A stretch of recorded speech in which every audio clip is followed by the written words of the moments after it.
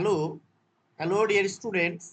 আজকে এই ভিডিওতে লার্নিং অর্থাৎ শিখন এই চ্যাপ্টারটা খুবই গুরুত্বপূর্ণ একটা চ্যাপ্টার এবং অনেক বড় একটা টপিক। এই টপিকটা আপনাদের ওয়েস্ট বেঙ্গলের যে টেট হয় সেই টেটের একটা গুরুত্বপূর্ণ চ্যাপ্টার বা টপিক। সিডিপি থেকে একটা গুরুত্বপূর্ণ টপিক। এই টপিকটি সিটেটেও ক্ষেত্রেও রয়েছে, আপার প্রাইমারির ক্ষেত্রেও রয়েছে। তাছাড়া এসএসসির মতো যে এক্সামগুলো রয়েছে এডুকেশন সাবজেক্টের, সেই এডুকেশন সাবজেক্টের ইউনিট নাম্বার 2 অর্থাৎ 2 নাম্বার ইউনিটের এটা গ্রুপ বি। এক একটা ইউনিটকে গ্রুপ এতে এবং গ্রুপ বিতে ভাগ করা হয়েছে এবং এই চ্যাপ্টারটা শিখন চ্যাপ্টারটা psychological foundation of psychological foundation of education, এই চ্যাপ্টারটা এই পয়েন্টটার উপরে আপনার লার্নিং এটা গ্রুপ বি থেকে নেওয়া হয়েছে। এর আন্ডারে যতগুলো এমসিকিউ হয় আজকে প্রায় 200+ এমসিকিউ, প্রায় 200-র উপরে এমসিকিউ নিয়ে আলোচনা করব। এর বাইরে আশা করি আপনাদেরকে অন্য কোনো কিছু দেখার দরকার নেই। তো আপনাদের যে আসাম টেট বা ত্রিপুরা টেট বা সিটেটের মতো যে এক্সামগুলো রয়েছে সেখানে প্র্যাকটিস করার জন্য আপনারা এই পুরো ভিডিওটা যদি প্রথম থেকে দেখেন তাহলে আশা করি এর বাইরে থেকে কোনো কোশ্চিন আসার কথা নয়। তো আমরা ধীরে ধীরে সমস্ত কোশ্চিন দেখব। আজকে কোনো কোশ্চিন নিয়ে বিস্তারিত আলোচনা করব না, তাহলে অনেক বড় হয়ে যাবে ভিডিও। তো তারপরেও ভিডিও অনেক বড় হবে বুঝতেই পারছি, বা মানে 200+ ভিডিও এমসিকিউ রয়েছে। আমরা একে একে সেই কোশ্চিন গুলো দেখে নেব। ওকে, তো শুরু করা যাক তাহলে। ভালো করে দেখবেন, ভালো করে বোঝার চেষ্টা করবেন। যদি কোনো প্রশ্ন নিয়ে ডাউট থাকে, প্রশ্ন উত্তর নিয়ে ডাউট থাকে, তাহলে অবশ্যই ডেসক্রিপশনে হোয়াটসঅ্যাপ এবং টেলিগ্রাম গ্রুপের লিংক দেওয়া আছে, সেখানে যুক্ত হয়ে আপনারা সেই প্রশ্ন উত্তর নিয়ে বলতে পারেন বা কমেন্টে আপনারা কমেন্ট করবেন। ওকে, তাছাড়া আপনারা আর কি ধরনের ভিডিও চান এই চ্যানেলে আমাকে কমেন্টে জানাবেন, আমি সেই ধরনের সেই রিলেটেড ভিডিও নিয়ে আসার চেষ্টা করব। ওকে ওকে, শুরু করা যাক। প্রথম প্রশ্ন হচ্ছে, 1 নম্বর প্রশ্ন, এবিংহস কত খ্রিস্টাব্দে স্মৃতি সংক্রান্ত গবেষণার ফলাফল প্রকাশ করেন? 1881, 1888, এটা 1888 হবে না, এটা 1885 হবে। ওকে, তারপরে 1880 আর 1872, বুঝতেই পেরেছেন অপশনগুলো ভুল আছে। অপশন 1885 হবে। এটা ওয়ান মেমোরি নামক একটা গ্রন্থে এই এবিংহস স্মৃতির উপরে বিস্তারিত আলোচনা করেছেন, উল্লেখযোগ্য মতামত তুলে ধরেছেন। ওকে, এগুলো নিয়ে বিস্তারিত বললাম না কারণ অনেকগুলো কোশ্চিন রয়েছে, আলোচনা করতে গেলে অনেকটাই দেরি লাগবে। যদি কোনো প্রশ্ন উত্তর নিয়ে বিস্তারিত জানতে চান তাহলে অবশ্যই আমাকে কমেন্টে বলবেন বা হোয়াটসঅ্যাপ গ্রুপে বলবেন।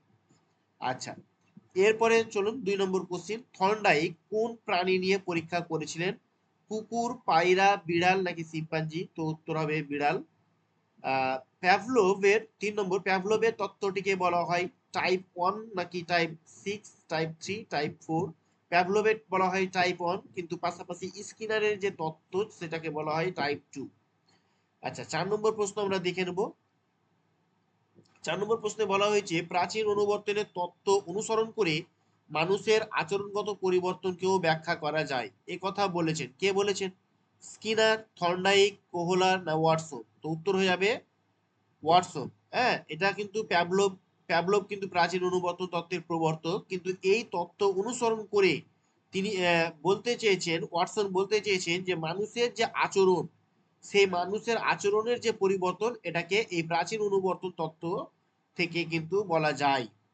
এটা নিয়ে ব্যাখ্যা করেছেন সেই জেবি ওয়াটসন। এই জেবি ওয়াটসনকে আচরণবাদের জনক বা প্রবর্তক বলা হয়। হ্যাঁ, চরমপন্থী প্রবর্তক বলা যেতে পারে। এবং 5 নম্বর কোশ্চিন বলছে, মেন্টালিটি অফ এপস এই গ্রন্থটি প্রকাশিত হয়েছিল 1915, 1920, 1925 নাকি 1930 খ্রিস্টাব্দে? তো এর সঠিক উত্তর হয়ে যাবে 1925 খ্রিস্টাব্দে। এই মেন্টালিটি অফ এপস এটা কোহলার সে প্রকাশ করেছিলেন, লিখেছিলেন কফকা, কোহলার এবং ওয়ার্দিমান। কে ডাব্লিউ মনে রাখবেন, কে ডাব্লিউ। আচ্ছা, নেক্সট প্রশ্ন আমরা 6 নম্বর প্রশ্ন দেখব। 6 নম্বর প্রশ্ন বলা হয়েছে the concept of the relax in the description of the behaviour নামক রিপোর্টটি প্রকাশিত হয় 1913, 1924, 1931 নাকি 1933? তো অপশনগুলো ঠিকঠাক দেওয়া নেই, এটা অ্যাকচুয়ালি হওয়ার কথা ছিল 1930। এখানে 1931 আছে, এটা অপশন 1931ও করা যায় কারণ 1931 এর শেষ 30 এর শেষের দিকে হয়েছিল। যাই হোক, এটা the concept of the relax sorry reflex the concept of the reflex in the description of the behaviour. হ্যাঁ, এই বইটা এই রিপোর্টটা প্রকাশ পেয়েছিল, স্কিনার করেছিলেন। হ্যাঁ, স্কিনারের যে অপারেন্ট অনুবর্তন ছিল সেইটা। তারপরে 7 নম্বর প্রশ্ন, সক্রিয় অনুবর্তনের জনক হলেন। তো সক্রিয় অনুবর্তনের জনক হলেন B F Skinner. Option B হয়ে যাবে আমাদের রাইট অ্যান্সার। তারপরে আহ, এখানে বলছে 8 নম্বর প্রশ্ন, ক্লাসিক্যাল কন্ডিশনিং এর অপর নাম কি? তো ক্লাসিক্যাল কন্ডিশনিং এর অপর নাম হচ্ছে প্রাচীন অনুবর্তন তত্ত্ব। ঠিক আছে। আর এই যে সক্রিয় অনুবর্তন, অপশন এ যেটা বলছে সক্রিয় অনুবর্তন তত্ত্ব, এটা হচ্ছে অপারেন্ট অনুবর্তন। এই তত্ত্বের আরেকটা নাম হচ্ছে অপারেন্ট অনুবর্তন, operant conditioning, sorry operant conditioning. আর এখানে যে বলছে সমগ্রতা অনুবর্তন, যেটা সেটা অ্যাকচুয়ালি গেস্টাল্ট থিওরি, গেস্টাল্ট রয়েছে সেটা। ওকে। আচ্ছা, এরপরে 9 নম্বর প্রশ্ন, গেস্টাল্ট শব্দটির অর্থ হলো পরিধি, সমগ্রতা নাকি আকার? তো এখানে সমগ্রতা হবে না, এখানে অপশন হবে অপশন ডি হয়ে যাবে সঠিক উত্তর, আকার বা আকৃতি বা অবয়ব বা ছাঁচ। অপশন ডি হয়ে যাবে রাইট অ্যান্সার। এরপরে 10 নম্বর কোশ্চিন, স্কেলেরীয় অনুবর্তন হলো অন্তর্দৃষ্টিমূলক নাকি প্রতিক্রিয়া নির্ভর নাকি উদ্দীপক নির্ভর নাকি সংযোজন বা সংযোগবাদ? তো উত্তর হবে অপশন বি, প্রতিক্রিয়া নির্ভর। প্রতিক্রিয়া নির্ভর, হ্যাঁ, এটা হবে সঠিক উত্তর। তারপরে প্রচেষ্টা ও ভুলের শিখনের প্রবক্তা হলেন কফকা, কোহলার, প্যাভলভ, ওয়াটসন নাকি থর্নডাইক? তো থর্নডাইক হয়ে যাবে আমাদের রাইট অ্যান্সার। 11 নম্বর কোশ্চিন হলো, এরপরে আমরা চলে যাব 12 নম্বর কোশ্চিন, উপরের দিকে তাকান। আচ্ছা, 12 নম্বর কোশ্চিন হচ্ছে প্রাচীন অনুবর্তনে কোন উদ্দীপকটি তুলনামূলকভাবে বেশি শক্তিশালী হয়? প্রাচীন অনুবর্তনে কোন উদ্দীপকটি তুলনামূলকভাবে বেশি শক্তিশালী হয়? তো প্রক্ষোভগত নাকি অনাবর্তিত নাকি অনুবর্তিত নাকি পরিবেশগত? তো কোনটাকে বেশি শক্তিশালী হতে হবে? অবশ্যই প্রক্ষোভগত নয়, পরিবেশগতও নয়। তাহলে আমরা এই দুটোতে গন্ডগোল করে থাকি অনেক সময়, অপশন বি এবং অপশন সি। তো এটা অনুবর্তিত না, যেটা পরিবর্তন হয়ে গেছে সেটাকে অনুবর্তিত বলা হয়, কিন্তু যেটা অনাবর্তিত অর্থাৎ যেটা খাদ্যবস্তু, হ্যাঁ, খাদ্যবস্তুটা হচ্ছে কি, খাদ্যবস্তুটা অনেকটাই শক্তিশালী হতে হয়।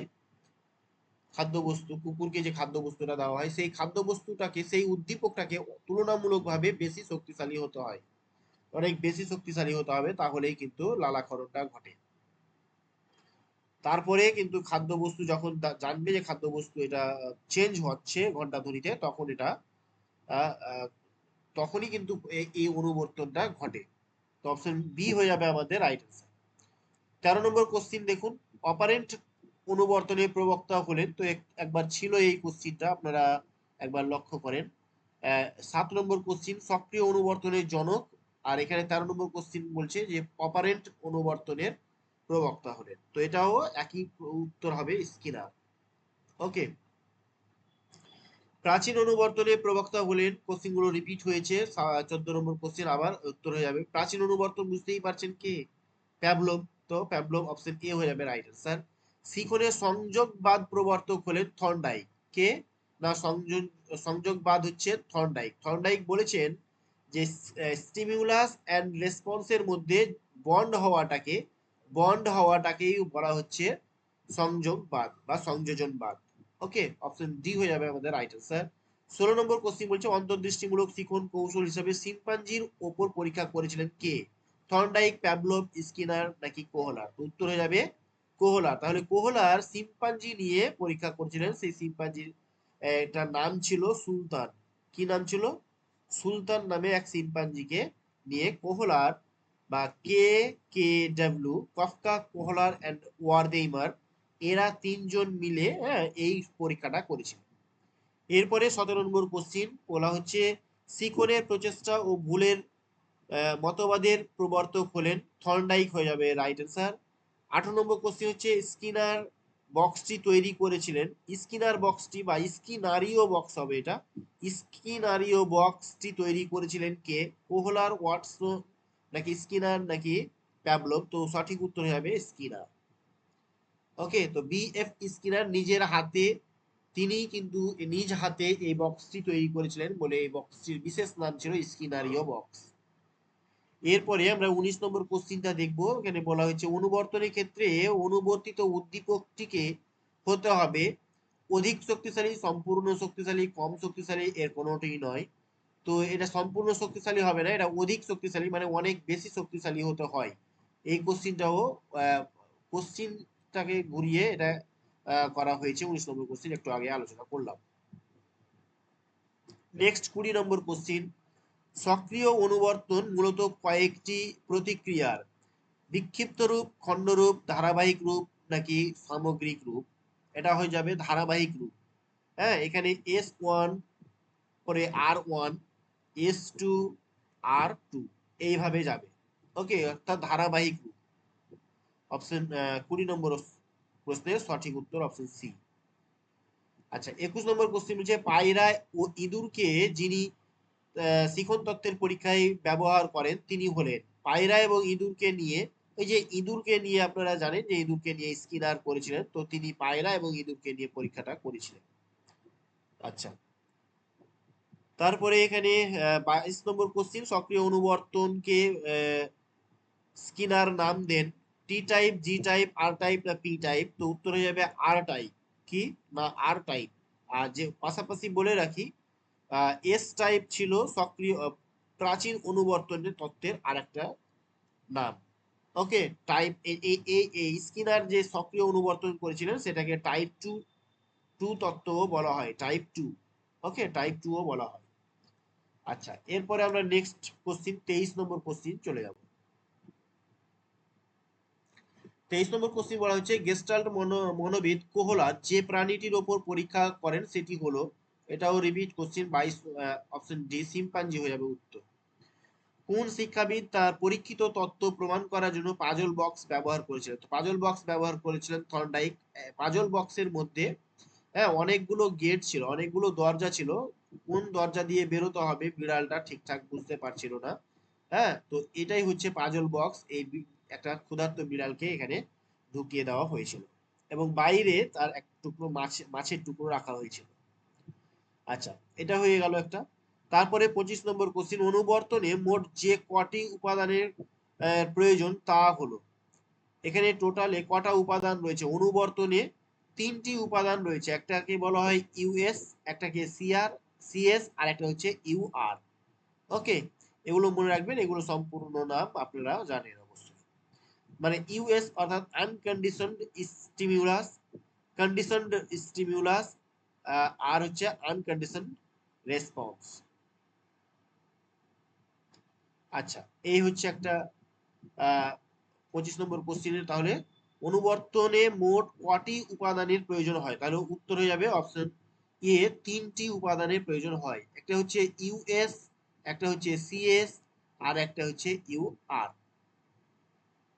তারপরে 26 নম্বর কোশ্চিন, 26 নম্বর কোশ্চিনে বলা হয়েছে থর্নডাইকের প্রবর্তিত শিখন কৌশলের নাম কি? তো আপনারা প্রত্যেকেই জানেন প্রচেষ্টা ও ভুলের মাধ্যমে তত্ত্ব বা trial and error theory, trial and error theory. Okay, আচ্ছা, তারপরে 27 নম্বর কোশ্চিন, 27 নম্বর কোশ্চিনে বলা হয়েছে খাদ্যবস্তুর উপস্থিতিতে স্বভাবজাত আচরণের রূপ হলো। তো খাদ্যবস্তুর উপস্থিতিতে কি হয় না, লালাকরণ ঘটে। অপশন এ হয়ে যাবে আমাদের রাইট অ্যান্সার। এখানে বলছে সচেতনতা, যেটা সেটা সচেতনতাটা বা সজাগ ভাব যেটা হচ্ছে ঘন্টা ধ্বনির স্বভাবজাত আচরণ, কিন্তু খাদ্যবস্তুর উপস্থিতিতে যে স্বভাবজাত আচরণ সেটা হচ্ছে লালাকরণ। 28 নম্বর কোশ্চিন বলছে সক্রিয় অনুবর্তনের ক্ষেত্রে নিয়ন্ত্রক হলো, সক্রিয় অনুবর্তনের ক্ষেত্রে নিয়ন্ত্রক হলো আপনার কেন্দ্রীয় স্নায়ুতন্ত্র। কে কি হবে? তাহলে কেন্দ্রীয় স্নায়ুতন্ত্র হয়ে যাবে রাইট অ্যান্সার। এরপরে এগুলো খুব ইম্পর্টেন্ট কোশ্চিন, 28 নম্বর কোশ্চিনটা মনে রাখবেন ভালো করে। তারপরে 29 নম্বর, প্রাচীন অনুবর্তনের দুটি উদ্দীপক হলো। তো প্রাচীন দুটি উদ্দীপক কি প্রাচীন অনুবর্তনে? একটা ঘন্টা ধ্বনি এবং খাদ্যবস্তু। ঠিক আছে, এই অপশনগুলোর মধ্যে অপশন সি হয়ে যাবে আমাদের রাইট আনসার। 30 নম্বর কোশ্চিন বলা হচ্ছে দৃষ্টিভঙ্গি অন্তর্দৃষ্টির কথার অর্থ হলো পর্যবেক্ষণ করা। মানে সামগ্রিকভাবে পর্যবেক্ষণ করা, নাকি আংশিকভাবে, নাকি প্যাবলব, নাকি আকার? অপশনগুলো একদমই ভুলভাল দেওয়া আছে। ঠিক আছে, তো সঠিক উত্তর হয়ে যাবে সামগ্রিকভাবে পর্যবেক্ষণ করা। অপশন ইয়ে হয়ে যাবে আমাদের রাইট আনসার। তারপরে টাইম কার্ভ হলো, টাইম কার্ভটা কি? না লেখচিত্র, উদ্দীপক, প্রতিক্রিয়া, না অপানুবর্তন? তো এটা হয়ে যাবে লেখচিত্র একটা টাইম কার্ভ। টাইম কার্ভ অর্থাৎ এই যে থর্নডাইক তার প্রচেষ্টা এবং ভুলের যে তত্ত্ব ট্রায়াল অ্যান্ড এরর থিওরি, সেখানে কিন্তু বিড়ালের প্রচেষ্টা এবং টাইমটাকে একটা কার্ভের মাধ্যমে, একটা গ্রাফের মাধ্যমে তিনি দেখিয়েছিলেন। ওকে, তো এই গ্রাফটা অর্থাৎ প্রচেষ্টার সংখ্যা যত বাড়ালো, টাইম তত কম লাগে। এই হচ্ছে এখানে টাইম কার্ভে দেখানো হয়েছে। 31 নম্বর কোশ্চেন। তারপরে আমরা 32 নম্বর কোশ্চেন দেখব ট্যাচিস্টোস্কোপ।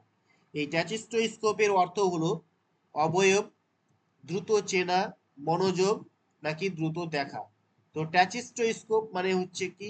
ট্যাচিস্টোস্কোপ কথাটার অর্থ হচ্ছে দ্রুত দেখা। মনে রাখবেন, ট্যাচিস্টোস্কোপ কথাটার অর্থ হচ্ছে দ্রুত দেখা। টাইম কার্ভে ব্যবহার করেন থর্নডাইক। 34 নম্বর মনোবিজ্ঞানী কোহলার তার পরীক্ষাটি করেছিলেন কোথায়? আফ্রিকা। কোথায়? আফ্রিকায় তেহরান দ্বীপপুঞ্জে। আফ্রিকার তেহরান দ্বীপপুঞ্জে, মনে রাখবেন। আচ্ছা, তারপরে 35 নম্বর কোশ্চিন হচ্ছে থর্নডাইকের সংযোগবাদ প্রকাশিত হয় অ্যানিম্যাল ইন্টেলিজেন্স নামক বইতে। হ্যাঁ, অ্যানিম্যাল ইন্টেলিজেন্স নামক বইতে। আচ্ছা, এরপরে আমরা নেক্সট কোশ্চিন চলে যাবো। অ্যানিম্যাল ইন্টেলিজেন্স বইটি প্রকাশিত হয়েছিল 1899 খ্রিস্টাব্দে। কত সালে? না, 1899 খ্রিস্টাব্দে এই বইটা প্রকাশ হয়েছিল।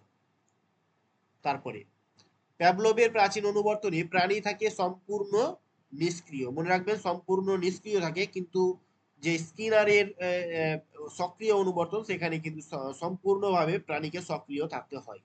প্যাভলভের অনুবর্তন তথ্যে কুকুর ছিল সম্পূর্ণ নিষ্ক্রিয়, তাকে ঘন্টা বাজিয়ে সজাগ করা হতো, তারপরে খাদ্যবস্তু আসতো। ওকে, তারপরে জেবি ওয়াটসন কোন প্রাণী নিয়ে পরীক্ষা করেছিলেন? তো উত্তর হয়ে যাবে ইঁদুর নিয়ে পরীক্ষা করেছিলেন। তারপরে 39 নম্বর প্রশ্ন, উদ্দীপক ও প্রতিক্রিয়ার মধ্যে সংযোগ সৃষ্টি হয় ফলের দ্বারা। ফলের দ্বারা অর্থাৎ রেজাল্ট, কোন ফলাফলের দ্বারা এটা কি হয়? উদ্দীপক সংযোগ সৃষ্টি হয়। তো এই ধারণাটি কোন ক্ষেত্রে প্রযোজ্য?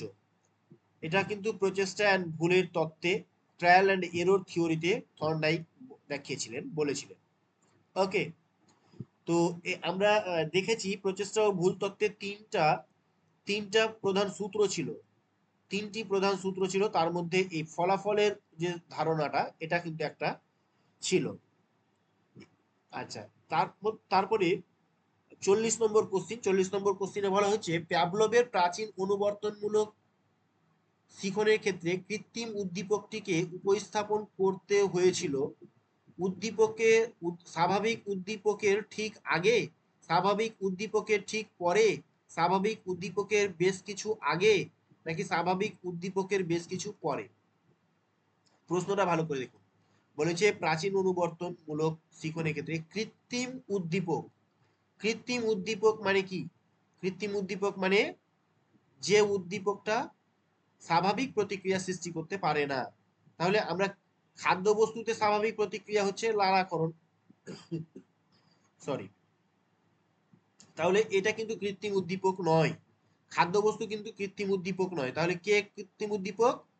ঘন্টা ধ্বনি হচ্ছে কৃত্রিম উদ্দীপক। এই ঘন্টা ধ্বনির ফলে যে লালাকরণ হলো, হ্যাঁ, কৃত্রিম উদ্দীপকের ফলে আমাদের যে স্বাভাবিক প্রতিক্রিয়া, সেটা ঘটানোই হচ্ছে অনুবর্তন প্রতিক্রিয়ার লক্ষ্য বা অনুবর্তন প্রতিক্রিয়া। তো এই ঘন্টা ধ্বনিটা কখন উপস্থাপন করা হয়েছিল? এখানে বলেছে স্বাভাবিক উদ্দীপকের ঠিক আগে। স্বাভাবিক উদ্দীপক মানে খাদ্যবস্তুর ঠিক আগেই কিন্তু ঘন্টা বাজানো হতো। এই জন্য অপশন এ হয়ে যাবে আমাদের রাইট অ্যান্সার। ওকে, আচ্ছা, এরপরে আমরা 41 নম্বর কোশ্চিন দেখব। 41 নম্বর কোশ্চিনে বলা হয়েছে স্কিনারের তত্ত্বটি যে নামে পরিচিত তা হচ্ছে অপারেন্ট অনুবর্তন। 42 নম্বর সক্রিয় অনুবর্তনের ক্ষেত্রে সক্রিয়তামূলক আচরণ হলো সরি। আচ্ছা, আমরা নেক্সট প্রশ্ন দেখে নেব। নেক্সট প্রশ্নে বলা হয়েছে 42 নম্বর প্রশ্ন, এখানে বলা হচ্ছে সক্রিয় অনুবর্তনের ক্ষেত্রে সক্রিয়তামূলক আচরণ হলো। তো এটাকে কি সক্রিয়তামূলক আচরণটা কোথা থেকে আসে? অবশ্যই ইঁদুর নিজে থেকে গিয়ে রেসপন্স করেছিল, এই জন্য এটা হয়ে যাবে অন্তর্নিহিত। ওকে, এরপরে 43 নম্বর কোশ্চিন শিখন তত্ত্বে প্রেরণা ও পুরস্কার লাভের উপর বিশেষ গুরুত্ব দিয়েছিল। খুব ইম্পর্টেন্ট কোশ্চিন, এটা হয়ে যাবে 43-এর এ, অপশন এ। স্কিনার কিন্তু প্রেরণা এবং পুরস্কার লাভের উপরে গুরুত্ব দিয়েছিলেন। ওকে, তারপরে কোশ্চিন হচ্ছে আমাদের 44 নম্বর কোশ্চিন। 44 নম্বর কোশ্চিনে বলা হয়েছে অনুবর্তনমূলক শিখন কৌশল বেশি কার্যকর হয়। অবশ্যই অনুবর্তনমূলক যেটা বলছে সেটা প্রাচীন অনুবর্তন বোঝাতে চাইছে। প্রাচীন অনুবর্তনমূলক এটা কার উপরে বেশি কার্যকর? অনুবর্তনগুলো যেগুলো আছে, হ্যাঁ, মানে প্রাচীন অনুবর্তন, সক্রিয় অনুবর্তন, এগুলো কোন কাদের শিক্ষার ক্ষেত্রে বেশি কার্যকরী? বয়স্কদের শিক্ষার ক্ষেত্রে, শিশুদের ক্ষেত্রে, শিশুদের শিক্ষার ক্ষেত্রে, নাকি মধ্যবয়স্কদের শিক্ষার ক্ষেত্রে, নাকি সব বয়সের শিক্ষার্থীদের ক্ষেত্রে?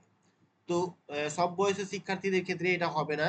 সঠিক উত্তর হবে অপশন বি, শিশুদের শিক্ষার ক্ষেত্রে কিন্তু এটা বেশি কার্যকরী অনুবর্তন তত্ত্বটা। ওকে, খুব ইম্পর্টেন্ট কোশ্চিন, এটা ভালো করে মনে রাখবেন। নেক্সট 45 নম্বর কোশ্চিন অনুবর্তনের ক্ষেত্রে উপাদানের প্রয়োজন হয়। তো অনুবর্তনের ক্ষেত্রে উপাদানের প্রয়োজন হয় তিনটি, আপনারা মনে রাখবেন, ইউএস, সিএস এবং ইউআর। ওকে, এখানে অপশন ছিল না, অপশনগুলো ভুল আছে। তো এখানে তিনটি হয়ে যাবে সঠিক উত্তর। তারপরে 46 নম্বর কোশ্চিন স্কিনার তার গবেষণাটি করেন কার উপরে? স্কিনার গবেষণা করেছিলেন ইঁদুরের উপরে। এই যে কুকুরের উপরে করেছিলেন কে? প্যাভলভ। কে? প্যাভলভ। শিম্পাঞ্জির উপরে কোহলার বা কফকা কোহলার ওয়ার্দেমার। বিড়ালের উপরে থর্নডাইক। ওকে, তাহলে এই প্রশ্ন সঠিক উত্তর হবে অপশন ডি, ইঁদুরের উপর। আচ্ছা, এরপরে আমরা 46 হলো, এবার 47 নম্বর কোশ্চিনে যাব। 47 নম্বর কোশ্চিনে বলা হয়েছে থর্নডাইক মোট যে কটি শিখন সূত্রের কথা বলেছেন তা হলো। তো 3টি প্রধান এবং 5টি অপ্রধান সূত্রের কথা বলেছেন। ঠিক আছে, 5টি অপ্রধান বা 5টি গৌণ সূত্র। গৌণ সূত্র বলা যেতে পারে, অনেক সময় গৌণ এবং মুখ্য দিয়ে থাকে। তো মুখ্য এবং গৌণ, 3টি মুখ্য সূত্র এবং 5টি অগৌণ, 5টি অপ্রধান সূত্র বা গৌণ সূত্রের কথা বলেছেন। তো ভালো করে এগুলো মনে রাখতে হবে, টোটালে 8টা। আচ্ছা, নেক্সট কোশ্চিন, এখানে যদি বলা হয় যে ক ধরনের শিখন সূত্রের কথা বলেছেন, তো বলবেন 2 ধরনের, একটা প্রধান এবং অপ্রধান বা মুখ্য এবং গৌণ। ঠিক আছে, এবং যদি বলে মুখ্য সূত্র কয়টি বা প্রধান সূত্র কয়টি, তা আপনি বলবেন 3টি। আচ্ছা, ঠিক আছে, এরপরে চলুন 48 নম্বর কোশ্চিন অপারেন্ট অনুবর্তন কৌশলটি আবিষ্কৃত হয়েছিল, মনে রাখবেন 1932 খ্রিস্টাব্দে। কত সালে বললাম? 1932 খ্রিস্টাব্দে অপারেন্ট অনুবর্তন কৌশলটি আবিষ্কৃত হয়েছিল। এটা হয়ে যাবে সঠিক উত্তর। এরপরে থর্নডাইকের শিখন তত্ত্বটি নির্ভর করে ফলাফলের উপর, অনুবর্তনের উপর, শক্তির উপর, কল্পনার উপর। উত্তর হয়ে যাবে ফলাফলের উপর। এরপরে 50 নম্বর কোশ্চিন অনুজ্ঞাবাদের উপর প্রতিষ্ঠিত। তো অনুজ্ঞাবাদের উপর কি প্রতিষ্ঠিত? প্রচেষ্টা ও ভুল, নাকি অনুবর্তন, নাকি অন্তর্দৃষ্টিমূলক, নাকি কল্পনা তত্ত্ব? তো উত্তর হয়ে যাবে অনুবর্তনের তত্ত্ব। কি বললাম? অনুজ্ঞাবাদটা হচ্ছে কি? অনুজ্ঞাবাদ হচ্ছে অনুবর্তন তত্ত্ব যেটা। ওকে, তো অনুবর্তন তত্ত্বকে আমরা দুই ভাগে ভাগ করেছি, একটা প্রাচীন অনুবর্তন তত্ত্ব আর একটা হচ্ছে সক্রিয় অনুবর্তন তত্ত্ব। ওকে, এরপরে 51 নম্বর কোশ্চিন প্যাভলভ যে চিকিৎসা বিজ্ঞানে নোবেল পুরস্কার পান কত সালে? তো প্যাভলভ চিকিৎসা বিজ্ঞানে নোবেল পুরস্কার পান 1904 সালে। আচ্ছা, এই সালটা একটু ভালো করে মনে রাখবেন। এই 1904 সালে আপনারা পড়েছেন স্পিয়ারম্যানের দ্বিউপাদান তত্ত্বের প্রবর্তক করেছিলেন স্পিয়ারম্যান। ওকে, একটু ওয়েট করবেন। আচ্ছা, এরপরে প্রশ্ন ছিল আপনার কত নম্বর হবে? 52 নম্বর, মানে 52। 52 হচ্ছে কি, প্যাভলভ ছিলেন প্যাভলভ ছিলেন একজন শারীরতত্ত্ববিদ বা শারীরবিজ্ঞানী। অপশন বি হয়ে যাবে রাইট অ্যান্সার। 53 হচ্ছে প্রাচীন অনুবর্তন প্রক্রিয়াটি মূলত এটা উদ্দীপক নির্ভর ছিল। আচ্ছা, তারপরে 54 নম্বর প্রশ্ন, প্রোগ্রাম শিখন হলো কার শিখন তত্ত্বের ব্যবহারিক রূপ? তো এটা হয়ে যাবে প্রোগ্রাম শিখন, খুব ইম্পর্টেন্ট। প্রোগ্রাম শিখন হচ্ছে কি আপনার স্কিনারের ব্যবহারিক প্রয়োগ। স্কিনার তত্ত্বে এটা ব্যবহার করা হয়েছে, বা স্কিনারীয় তত্ত্ব অনুসারে কিন্তু আজ যে প্রোগ্রাম লার্নিং এটা প্রবর্তক হয়েছিল। এরপরে 55 প্রাচীন সরি প্রাচীন অনুবর্তন না, অনুবর্তন প্রক্রিয়ার আবিষ্কারক হলেন তো আইভান প্যাভলভ হয়ে যাবে রাইট অ্যান্সার। 56 নম্বর, প্যাভলভ অনুবর্তনমূলক কৌশলটি প্রমাণ করার জন্য কোন প্রাণীকে ব্যবহার করেছিলেন? তো কুকুরকে। অপারেন্ট অনুবর্তনের প্রবর্তক হচ্ছেন স্কিনার। বারবার রিপিট হয়েছে কোশ্চেন গুলো, অনেক ভুলভাল দেওয়া আছে। 58 হচ্ছে কোন শিক্ষা বিজ্ঞানী তার তত্ত্বের পরীক্ষার জন্য বিড়াল ব্যবহার করেছিলেন? তো আপনারা অপশন না দেখেও বলতে পারবেন যে এটা থর্নডাইক হয়ে যাবে রাইট অ্যান্সার। কি হবে? থর্নডাইক হয়ে যাবে right answer. Option A Thorndike. তারপরে ওয়ার্দিমার, কফকা, কোহলার মনোবিদ ছিলেন, এগুলো জার্মানির মনোবিদ ছিলেন, জার্মানির। ওকে, জার্মান মনোবিদ এই কফকা, কোহলার এবং ওয়ার্দিমার। 59 শেষ হয়েছে, এবারে আমরা চলে যাব 59 60 তে। ওকে, 60 নম্বর কোশ্চিনে চলে যাব। 60 নম্বর কোশ্চিন হচ্ছে কি, গেস্টাল্টবাদীরা শিম্পাঞ্জি ছাড়া আর কোন প্রাণীর উপর পরীক্ষা করছিলেন? তো শিম্পাঞ্জি ছাড়া এরা মুরগির উপরেও পরীক্ষা করছিলেন। ওকে, একটু অসুবিধা হচ্ছে, একটু মানিয়ে নেবেন। এরপরে হচ্ছে কি 61 নম্বর কোশ্চিন, কোহলার শিম্পাঞ্জির উপর পরীক্ষাটি করেন কত খ্রিস্টাব্দে? তো এটা হয়ে যাবে কি 1913 থেকে 1917 খ্রিস্টাব্দের মধ্যে। 1913 থেকে 1917 খ্রিস্টাব্দের মধ্যে কোহলার শিম্পাঞ্জির উপর পরীক্ষাটা করেছিলেন। ওকে, প্রথম বিশ্বযুদ্ধের সময়। তারপরে 62 নম্বর কোশ্চিন বলা হচ্ছে, গেস্টাল্ট মনোবিদগণের মতে শিকনের একটি নিজস্ব বৈশিষ্ট্য হলো। তো গেস্টাল্ট মনোবিদের বিদগণ তার যে তার কতগুলো বৈশিষ্ট্যের কথা বলেছিলেন, সেই বৈশিষ্ট্যগুলো কি? তার মধ্যে একটা অপশন রয়েছে বৈশিষ্ট্য, তার মধ্যে হচ্ছে পৃথকীকরণ প্রত্যক্ষণ। ওকে, পৃথকীকরণের প্রত্যক্ষণটা হচ্ছে কি রাইট অ্যান্সার, এর একটা বৈশিষ্ট্য। এর অনেকগুলো বৈশিষ্ট্য রয়েছে, তার মধ্যে আমি আপনাদেরকে সামগ্রিকতা ভাবে যে প্রত্যক্ষণ, এগুলো হবে। হ্যাঁ, তো এগুলো আমরা পড়েছি এর আগে।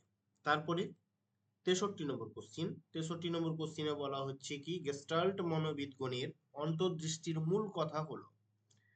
তো মূল কথা এখানে হয়ে যাবে আপনার পৃথকীকরণ এবং সামান্যীকরণ। এটা একটা খুব ইম্পর্টেন্ট জিনিস। ওকে, পৃথকীকরণ এবং সামান্যীকরণ হয়ে যাবে রাইট অ্যান্সার। ইনসাইটফুল লার্নিং এর প্রবর্তক হলেন কে? কোহলার। কে? ইনসাইটফুল লার্নিং এর প্রবর্তক হচ্ছেন কোহলার।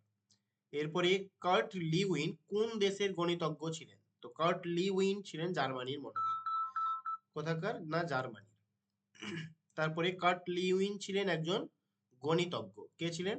না, তিনি ছিলেন একজন গণিতজ্ঞ, মনে রাখবেন ভালো করে, কার্ট লিউইন ছিলেন গণিতজ্ঞ। তারপরে এই টপোলজিক্যাল তত্ত্বের আবিষ্কারক হচ্ছেন কার্ট লিউইন। কে? না, লিউইন। লাইফ স্পেস বলতে বোঝায়, হ্যাঁ, লাইফ স্পেস বলতে কি বোঝায়? অপশন এ হয়ে যাবে রাইট অ্যান্সার। এখানে বলছে কোনো বিশেষ মুহূর্তে যেসব বল ব্যক্তির ওপর ক্রিয়া করে। কোনো বিশেষ মুহূর্তে যেসব বল ব্যক্তির উপরে ক্রিয়া করে, এটা হয়ে যাবে আমাদের রাইট অ্যান্সার। আচ্ছা, তারপরে অপশনগুলো ছিল কোনো বিশেষ মুহূর্তে যেসব উদ্দীপক ব্যক্তির উপর ক্রিয়া করে, নাকি কোনো বিশেষ মুহূর্তে যেসব প্রত্যক্ষিত বস্তু ব্যক্তির উপর প্রতিক্রিয়া করে, নাকি কোনোটিই নয়। তো অপশন এ হয়ে যাবে আমাদের রাইট অ্যান্সার। কোনো বিশেষ মুহূর্তে যেসব বল ব্যক্তির ওপর ক্রিয়া করে তাকে বলা হচ্ছে লাইফ স্পেস। অর্থাৎ আপনি যে রাউন্ড এরিয়ার মধ্যে রয়েছেন বা যে জোনের মধ্যে রয়েছেন, সেই জোনের হ্যাঁ, সেই এরিয়ার উপরে আপনার উপরে যে সব বল ক্রিয়া করে, হ্যাঁ, সেটাই হচ্ছে কি লাইফ স্পেস, আপনার লাইফ স্পেস। ওকে, এটা হয়ে যাচ্ছে আপনার এই টপোলজিক্যাল তত্ত্ব অনুসারে যদি পড়েন তাহলে কিন্তু এই ব্যাপারটা পুরোটাই বুঝতে পারবেন। আচ্ছা, এরপরে হচ্ছে 69 নম্বর কোশ্চিন, বলা হচ্ছে লিউইনের মতে ব্যক্তির লক্ষ্যে কি ধরনের আকর্ষণ বল থাকে।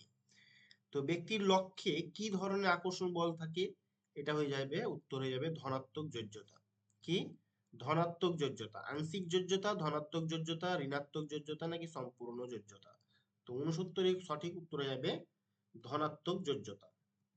নেক্সট কোশ্চিন হচ্ছে 70 নম্বর কোশ্চিন, আমরা চলে যাব।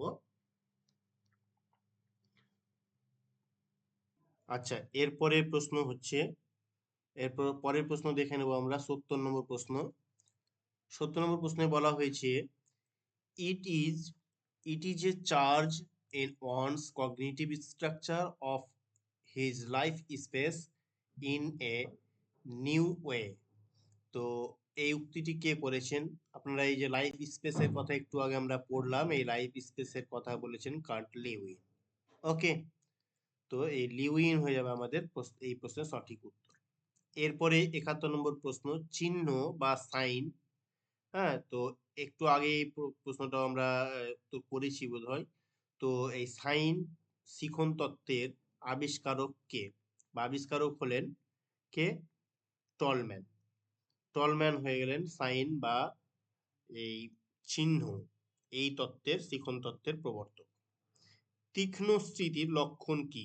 অভিযোজন, নির্ভুলতা, প্রতিরোধ কৌশল নাকি এর কোনোটিই নয়। তো এর সঠিক উত্তর হয়ে যাবে নির্ভুলতা। খুব ইম্পর্টেন্ট প্রশ্ন, নির্ভুলতা হয়ে যাবে এর প্রশ্নের সঠিক উত্তর। আচ্ছা, এর পরের প্রশ্ন আমরা চলে যাব। এর পরের প্রশ্ন হচ্ছে 73 নম্বর প্রশ্ন, অ্যাটেনশন ইজ কোনেশন ডিটারমাইন্ড কগনিশন। এই উক্তিটি করেছেন মনোবিদ কে? রস, ম্যাকডুগাল, স্টাউট নাকি উডওয়ার্থ।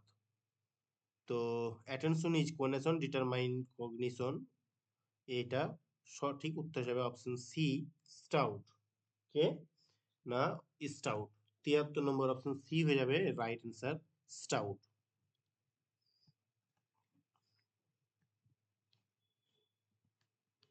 আচ্ছা, এরপরে আমরা নেক্সট প্রশ্নে চলে যাব। নেক্সট প্রশ্ন হচ্ছে 74 নম্বর প্রশ্ন।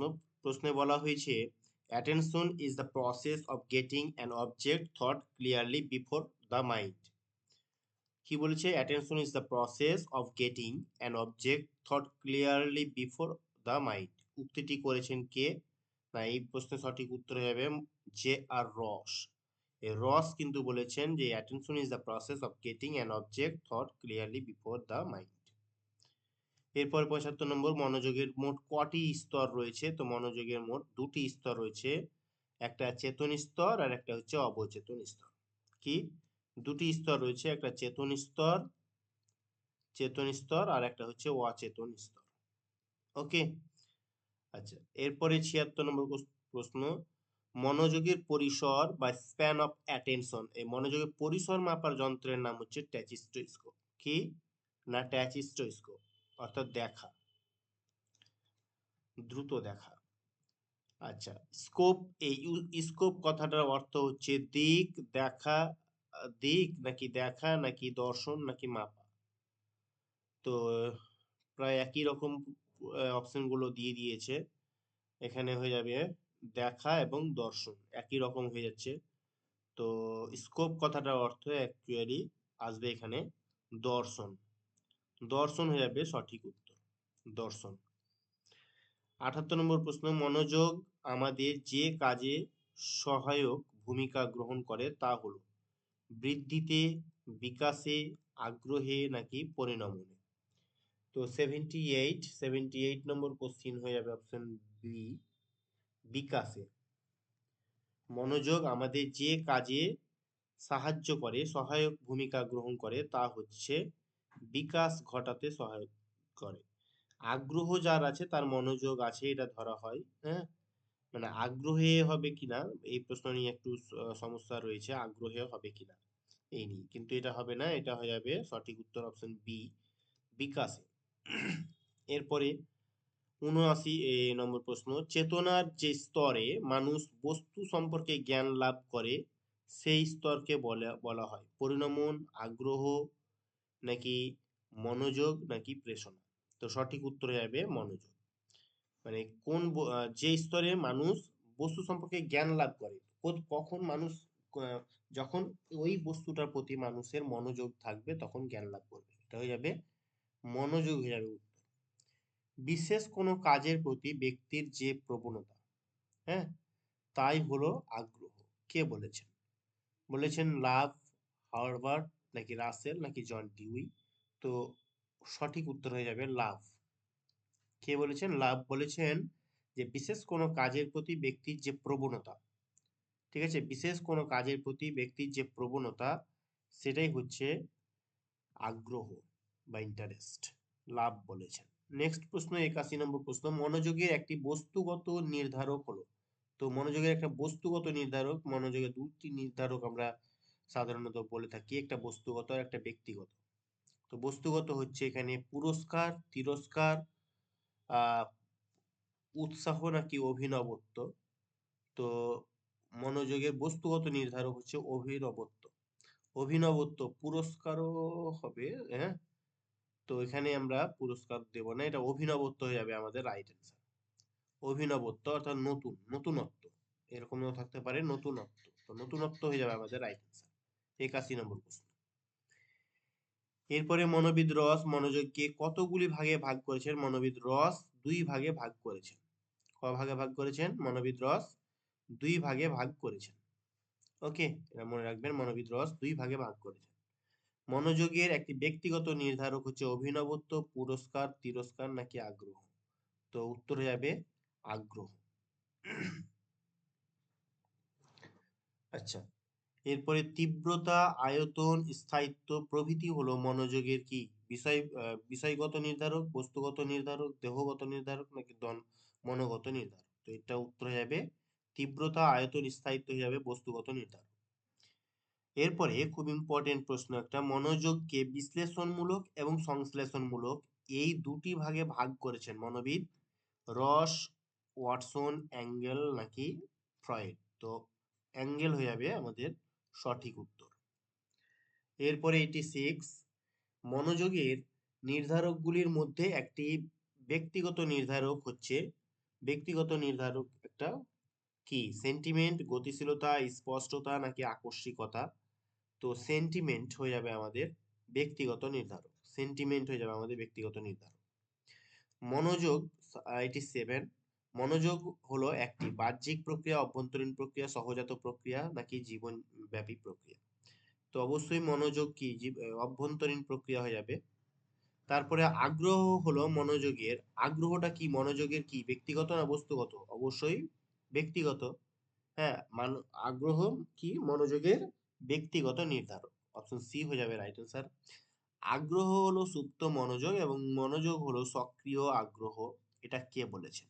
এটা বলেছেন ম্যাকডুগাল। কে বলেছেন? ম্যাকডুগাল। তারপরে পুনরাবৃত্তির পুনরাবৃত্তি মনোযোগের কি? মনোযোগের এটা হচ্ছে বস্তুগত নির্ধারক। ওকে, মনোযোগের এটা বস্তুগত নির্ধারক। এরপরে 91 নম্বর প্রশ্ন, আমরা যখন কোনো বিষয়ে মনোযোগী হই তখন বিষয়টি থাকে কোথায়? থাকে চেতনার অবচেতন স্তরে, নাকি চেতনার স্তরে, নাকি চেতনার কেন্দ্র স্তরে, নাকি কোনোটি নয়? তো চেতনার কেন্দ্র স্তরে থাকে যখন আমরা কোনো বিষয়ের মনোযোগী হই তখন।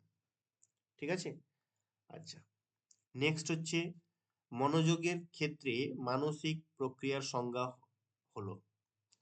মানসিক প্রক্রিয়ার সংজ্ঞা মনোযোগের ক্ষেত্রে কয়টি? 2টি, 4টি, 6টি, 5টি? উত্তর হবে 2টি। এরপরে মনোযোগের একটি অভ্যন্তরীণ উদ্দীপক হলো, অভ্যন্তরীণ উদ্দীপক কোনটা? মানে ব্যক্তিগত, অ্যাকচুয়ালি এটা তীব্রতা, গতিশীলতা, মেজাজ, আকার? তো উত্তর হবে মেজাজ বা সেন্টিমেন্ট। ওকে। আচ্ছা, এর পরের প্রশ্ন, মনোযোগের নির্ধারকগুলির মধ্যে কোনটি ব্যক্তিগত নির্ধারক? তো এটা পড়লাম একটু আগে আমরা, সেন্টিমেন্ট হয়ে যাবে আমাদের এই প্রশ্নের সঠিক উত্তর। মনোযোগের বিচলন বা অস্থিরতা মাপা হয় আপনারা মনে রাখবেন ম্যাসন ডেস্ক নামে একটা যন্ত্রের সাহায্যে আমরা মনোযোগের বিচলন বা যে মনোযোগের যে অস্থিরতা, হ্যাঁ, সেটা পরিমাপ করা হয়। তারপরে মনোযোগের নির্বাচিত বিষয়গুলিকে বলা হয় ইতিবাচক দিক। কি বলা হয়? ইতিবাচক দিক। খুব ইম্পর্টেন্ট কোশ্চিন। মনোযোগের নির্বাচিত বিষয়টিকে কি বলা হয়? ন্যায়ার্থক দিক, নেতিবাচক দিক, ইতিবাচক দিক না বর্জিত দিক? উত্তর হয়ে যাবে এটা ইতিবাচক দিক। তারপরে 97 প্রশ্ন, 97 নম্বর, মনোযোগের বর্জিত বিষয়টিকে বলা হয়, তো যেটা নির্বাচিত বিষয় সেটা হচ্ছে ইতিবাচক দিক। অবশ্যই যে বিষয়টা আমরা নির্বাচন করলাম সেটা ইতিবাচক দিক, কিন্তু যেটা বর্জিত করলাম সেটা ন্যায়ার্থক দিক। এরপরে 98 এখানে বলছে attention is merely conation or striving considered from the point of view of its effect on cognitive process. এই উক্তিটি করেছেন কোন মনোবিদ? উডওয়ার্থ, রস, ম্যাকডুগাল না স্টাউট? উত্তর হয়ে যাবে ম্যাকডুগাল। কে করেছেন? অ্যাটেনশন ইজ মেয়ারলি, হ্যাঁ, কোনেশন, মেয়ারলি কোনেশন, এটা বলেছেন কে? ম্যাকডুগাল। কে বলেছেন? ম্যাকডুগাল বলেছেন।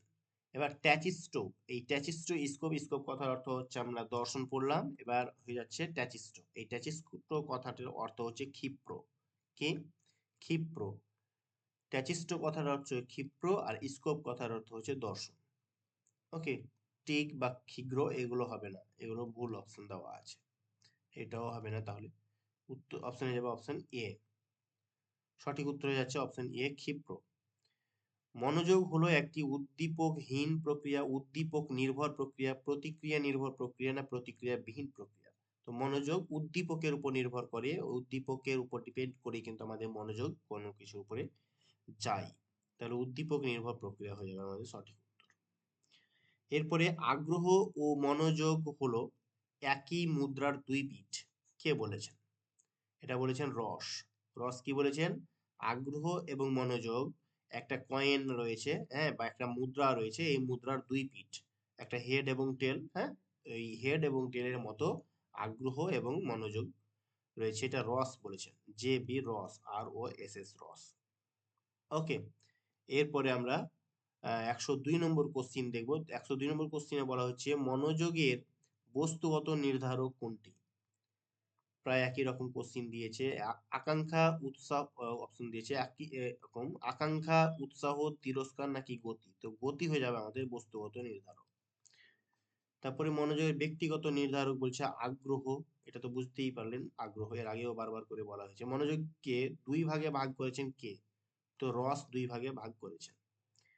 এরপরে ব্যক্তির আচরণের প্রগতিশীল পরিবর্তন ঘটিয়ে পরিবেশের সঙ্গে সার্থক অভিযোজন করাকে কি বলে? তো ব্যক্তির আচরণের প্রগতিশীল পরিবর্তন ঘটিয়ে পরিবেশের সঙ্গে সার্থক অভিযোজন করাকে বলা হয় শিখন। কি বলা হয়? শিখন বলা হয়। এরপরে 106 নম্বর প্রশ্ন।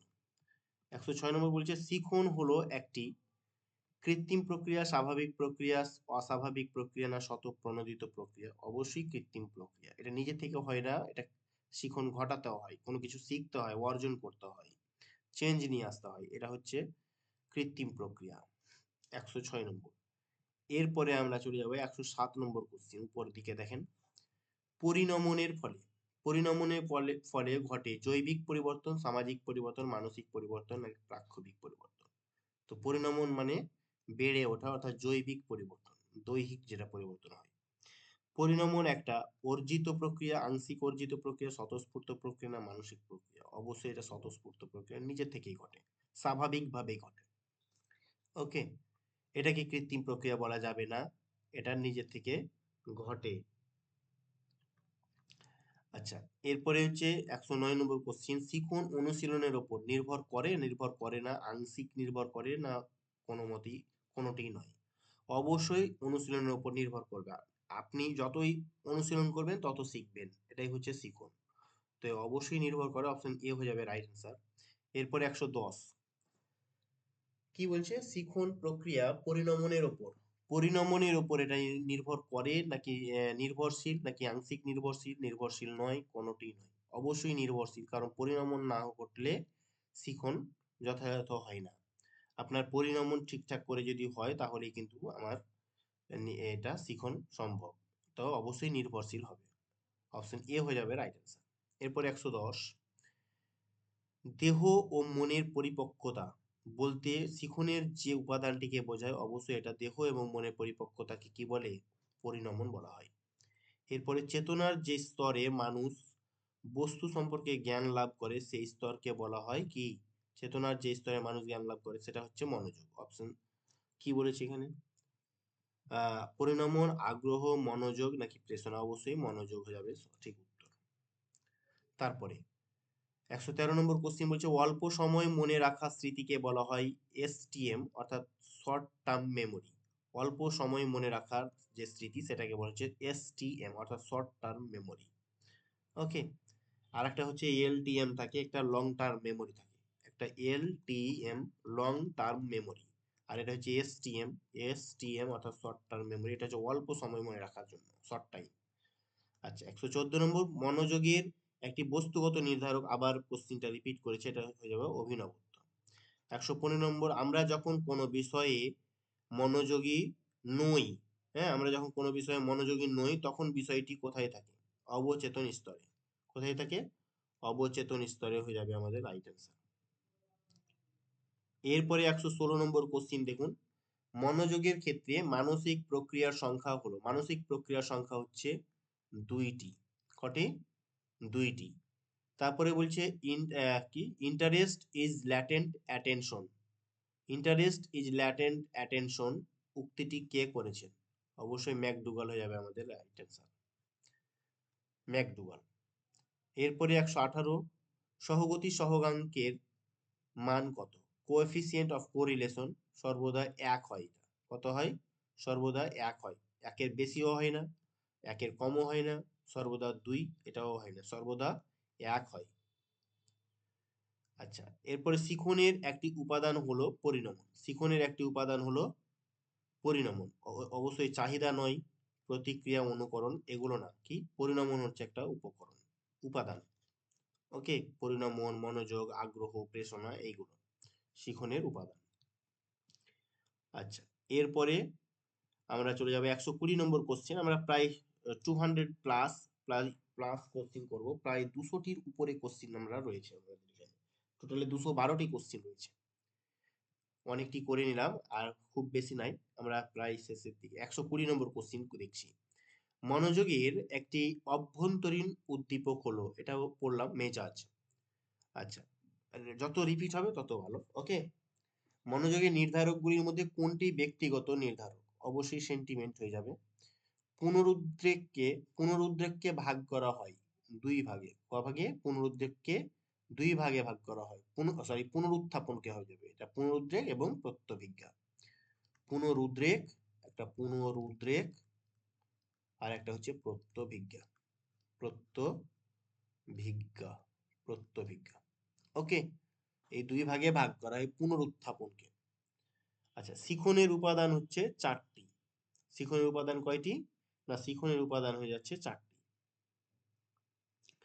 তারপরে এখানে বলছে ব্যক্তিগত একটি প্রেষণার উদাহরণ হলো, ব্যক্তিগত প্রেষণা, প্রেষণার একটা উদাহরণ কি? এখানে পানীয়, আবেগ, যৌনতা, মূল্যবোধ। প্রেষণার উদাহরণ হচ্ছে একটা মূল্যবোধ হয়ে যাবে এর সঠিক উত্তর। কি হবে? মূল্যবোধ। আচ্ছা, এরপরে আমরা 125 নম্বর প্রশ্ন দেখব, প্রেষণার একটি গুরুত্বপূর্ণ নির্ধারক হলো বিশ্রাম, পরিবেশ, সাফল্য নাকি সহযোগিতা? তো সাফল্য হয়ে যাবে রাইট অ্যান্সার। প্রেষণার একটি গুরুত্বপূর্ণ নির্ধারক হচ্ছে সাফল্য। আচ্ছা, এরপরে হচ্ছে প্রেষণা শিক্ষার্থীদের কাজে উদ্যম বাড়ায়, উদ্যম নষ্ট করে, শিখন ক্ষমতা নষ্ট করে না শিখন ক্ষমতা নষ্ট করে না? তো এটা উদ্যম বাড়ায়। ওকে, প্রেষণা কি করে? আমাদের মধ্যে উদ্যমটাকে বাড়ায়। যতক্ষণ না কাজটা শেষ হচ্ছে, আমরা কমপ্লিট করছি, ততক্ষণ আমরা কাজের প্রতি লেগে থাকি, এটা উদ্যম বাড়ায়। ওকে। এরপর পরে 127 নম্বর, শিখন কেবলমাত্র মানুষের ক্ষেত্রে প্রযোজ্য নাকি বিড়ালের ক্ষেত্রে প্রযোজ্য নাকি কুকুরের ক্ষেত্রে প্রযোজ্য নাকি সকল প্রকার প্রাণীর ক্ষেত্রে প্রযোজ্য? তো শিখন মানে, শিখন প্রত্যেক সবাই শিখে থাকে, এবং অপশন ডি হয়ে যাবে আমাদের রাইট অ্যান্সার। এরপর 128, পরিবেশের সঙ্গে সঙ্গতি বিধানের জন্য কতকগুলি উপাদানের সঙ্গে মিথস্ক্রিয়া করা হয়? তো দুইটি উপাদানের সঙ্গে আমাদের সঙ্গতি বিধান করে মিথস্ক্রিয়া করে চলতে হয়। কি পরিবেশের সঙ্গে সঙ্গতি বিধানের জন্য কতগুলি উপাদানের সঙ্গে মিথস্ক্রিয়া করতে হয়? দুইটি দুইটি উপাদানের সঙ্গে করতে হয়। হ্যাঁ, জৈব উপাদান, অজৈব উপাদান। আচ্ছা, এরপরে আমরা 129 number question, learning is the modification of behaviour through experience and training, উক্তিটি করেছেন কে? McGeoch, Mc MC, McGeoch, Woodworth, Crow and Guilford. উত্তর হবে ম্যাকগিওক। ওকে, অপশন এ হয়ে যাবে এর সঠিক উত্তর। পুনরুত্থাপনকে ভাগ করা হয় দুই ভাগে, এটা একবার বললাম। আচ্ছা, থর্নডাইকের শিখন হলো উদ্দীপক এবং প্রতিক্রিয়ার সংযোগ। আমি একটু আগে বলেছিলাম এটা, এস অ্যান্ড আর এর বন্ড হচ্ছে বন্ড, হ্যাঁ, বন্ড, বন্ধনটাই হচ্ছে উদ্দীপক থর্নডাইকের মধ্যে শিখন। এরপরে 132 নম্বর কোশ্চেন, আমরা এই দিকে চলে যাব, ডান দিকে, মাথার উপরের দিকে। 132 নম্বর কোশ্চেন কি বলেছে? শিখন অনুশীলনের ওপর নির্ভর করে।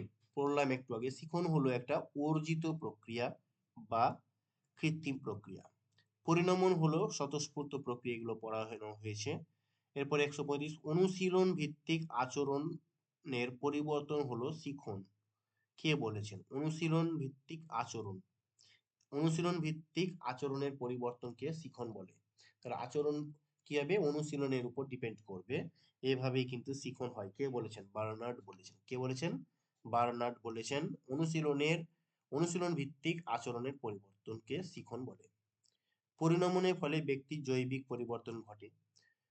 পরিণমন ব্যক্তিকে দৈহিক ক্ষমতা অর্জনে সহায়তা অবশ্যই করে। ওকে, 137। এরপরে আমরা চলে যাবো 138 নম্বর কোশ্চেন। প্রেরণা বা মোটিভেশন শব্দের অর্থ কি? কাজে প্রবৃত্তি করা। কি? কাজে প্রবৃত্তি করা। এরপরে প্রেরণাকে ভাগ করা হয় তিন ভাগে। ক ভাগে? প্রেরণাকে ভাগ করা হয় তিন ভাগে। তারপরে ব্যক্তিগত প্রেরণার সংখ্যা কটি? ব্যক্তিগত প্রেরণার সংখ্যা অনেকগুলি, অসংখ্য হতে পারে, অসংখ্য হতে পারে। তারপরে 141, একটি শারীরিক প্রেরণার উদাহরণ দাও। তো খাদ্য, এটা হচ্ছে শারীরিক প্রেরণা। আগ্রহ, মনোভাব, আত্মপ্রকাশ, এগুলো মানসিক। হ্যাঁ, তো এই খাদ্য হচ্ছে আপনার শারীরিক প্রেরণা। একটা শারীরিক প্রেরণা, মানসিক প্রেরণা বা ব্যক্তিগত প্রেরণা, এবং আরেকটা হচ্ছে সামাজিক প্রেরণা। আচ্ছা, তিন ভাগে ভাগ করা হয় প্রেরণাকে, এটা। হ্যাঁ, তারপরে 142 নম্বর, প্রত্যভিজ্ঞা পুনরুদ্রেক প্রক্রিয়ার তুলনায় অনেক বেশি জটিল, দীর্ঘ, সরল নাকি কম দীর্ঘ? তো এটা হয়ে যাবে অনেক সরল, এটা অনেক বেশি সরল বা সহজ। প্রত্যভিজ্ঞা মানে কি? চিনে নেওয়া, চিনে নেওয়াটা পুনরুদ্রেকের তুলনায় কি? পুনরুদ্রেক মানে হচ্ছে কি? পুনরুদ্রেক কথার মানে হচ্ছে মনে করা। কি? মনে করা। এগুলো অনেক সময় পরীক্ষায় দেই, যে পুনরুদ্রেক কথার অর্থ কি, এটা বলবেন মনে করা। প্রত্যভিজ্ঞা কথার অর্থ কি? চিনে নেওয়া বা চেনা। এরপরে 143 নম্বর কোশ্চিন, এখানে বলছে শিখনের মৌলিক উপাদানের সংখ্যা কয়টি? তো শিখনের মৌলিক উপাদানের সংখ্যা হয়ে যাচ্ছে 5টি। ওকে, কয়টি? না, 5টি। পরিণমন হলো, আচ্ছা ওয়েট, 143 নম্বর কোশ্চিন এর উত্তর হবে অপশন ডি, 5টি। তারপর 144 নম্বর কোশ্চিন, পরিণমন হলো একটা স্বাভাবিক প্রক্রিয়া, স্বতঃস্ফূর্ত প্রক্রিয়া। একই রকম প্রশ্ন উত্তর দিয়েছে, দুটোই হয়ে যাবে সঠিক উত্তর। স্বতঃস্ফূর্ত প্রক্রিয়া বা স্বাভাবিক প্রক্রিয়া। 145 number, memory consists of what has previously been learned. তো এই উক্তিটি করেছেন উডওয়ার্থ। কে করেছেন? না, উডওয়ার্থ এই উক্তিটি করেছেন। Memory consists of what has previously been learned. Okay, আচ্ছা, নেক্সট প্রশ্নে আমরা চলে যাব। 146 নম্বর প্রশ্ন, memory is retention or storage of information in any form. উক্তিটি করেছেন গিলফোর্ড। কে করেছেন? গিলফোর্ড বললেন যে memory is retention or storage of information in any form. কে বলেছেন? গিলফোর্ড বলেছেন। স্মৃতির মোট স্তর কয়টি? তো স্মৃতির মোট স্তর হচ্ছে 4টি। স্মৃতির মোট স্তর কয়টি? না, স্মৃতির মোট স্তর হচ্ছে 4টি। ওকে, এখানে 4টি স্তর বলতে গেলে আপনাকে বলতে হবে, একটা শিখন, একটা হচ্ছে ধারণ বা সংরক্ষণ, একটা হচ্ছে পুনরুদ্রেক, আর একটা হচ্ছে আর একটা হচ্ছে প্রত্যভিজ্ঞা। হ্যাঁ, 4টি। আচ্ছা, প্রবৃত্তিমূলক, এটা প্রত্যভিজ্ঞা। প্রবৃত্তিমূলক কাজ কি করে? প্রবৃত্তিমূলক যেটা কাজ সেটা সহজাত প্রক্রিয়া। কি? সহজাত প্রক্রিয়া, মানে জন্ম থেকেই থাকে প্রবৃত্তিমূলক কাজ। আচ্ছা, পরিণমনের ফলে ব্যক্তির পরিবর্তন ঘটে। পরিণমনের ফলে দৈহিক বা জৈবিক, দৈহিকটাকেই জৈবিক বলা হয়, অপশন দুটোই একই রকম দেওয়া আছে, দুটোই হয়ে যাবে সঠিক। ভুল আছে প্রশ্ন। ওকে, 150 নম্বর, ক্ষণস্থায়ী স্মৃতির সময়কাল কত? ক্ষণস্থায়ী স্মৃতির সময়কালকে কত হয়? না, এটা 20 সেকেন্ড বলেছে, এত হবে না, এটা 5 থেকে 7 সেকেন্ড হবে। কি হবে? 5 থেকে 7 সেকেন্ড ক্ষণস্থায়ী স্মৃতির সময়কাল। সংকেতায়ন বা এনকোডিং বলা হয় কাকে? এনকোডিং বলা হয় ইন্দ্রিয়ের মাধ্যমে গৃহীত প্রত্যক্ষজাত অভিজ্ঞতাকে, নাকি স্পর্শের মাধ্যমে গৃহীত অভিজ্ঞতাকে, নাকি প্রত্যক্ষণের মাধ্যমে গৃহীত অভিজ্ঞতাকে, নাকি সংবেদনের মাধ্যমে গৃহীত অভিজ্ঞতাকে? তো এটা হয়ে যাবে কি, ইন্দ্রিয়ের মাধ্যমে গৃহীত প্রত্যক্ষজাত যে অভিজ্ঞতা, এটাকে সংকেতায়ন বলা হয়, ইন্দ্রিয়ের মাধ্যমে। ওকে, অপশন এ হয়ে যাবে এখানে রাইট অ্যান্সার। 151 রাইট অ্যান্সার হচ্ছে অপশন এ। এরপরে 152 নম্বর প্রশ্ন আমরা পড়ব। এখানে বলছে সংবেদন গ্রহণ বা সেন্সরি রেজিস্টার, হ্যাঁ, কাকে বলে? তো ইন্দ্রিয়ের মাধ্যমে কোনো বস্তু বা ব্যক্তিকে গোচরে নিয়ে আসা, এটাকে বলা হচ্ছে সংবেদন গ্রহণ। হ্যাঁ, স্পর্শের মাধ্যমে না, শুধুমাত্র স্পর্শ বা দর্শন করলাম তাহলে, বা প্রত্যক্ষ করলাম, এগুলোর মাধ্যমে না। কি বলা হয়? ইন্দ্রিয়ের মাধ্যমে। ওকে, ইন্দ্রিয়ের মাধ্যমে কোনো বস্তুকে বা ব্যক্তিকে গোচরে আনাই হচ্ছে সংবেদন গ্রহণ। আচ্ছা, ব্যক্তির স্মৃতির সময়কাল কত? স্মৃতির পরিসর কত? ব্যক্তির স্মৃতির পরিসর হচ্ছে 5 থেকে 9, 5 থেকে 9টি বস্তু। এরপরে সময়ের মধ্যে স্মৃতির শতকরা হারকে বলা হয়, এটাকে বলা হয় সঞ্চয় পদ্ধতি। কি বলা হয়? সঞ্চয় পদ্ধতি বলা হয়। সময়ের মধ্যে স্মৃতির শতকরা হারকে বলা হয় সঞ্চয় পদ্ধতি।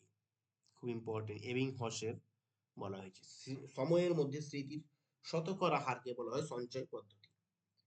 এরপরে বিভিন্ন ব্যক্তির শিখনের সময় দেখে স্মৃতিশক্তির পরিমাপকে বলা হয়, এটা বলা হবে শিখন নির্ভর পদ্ধতি।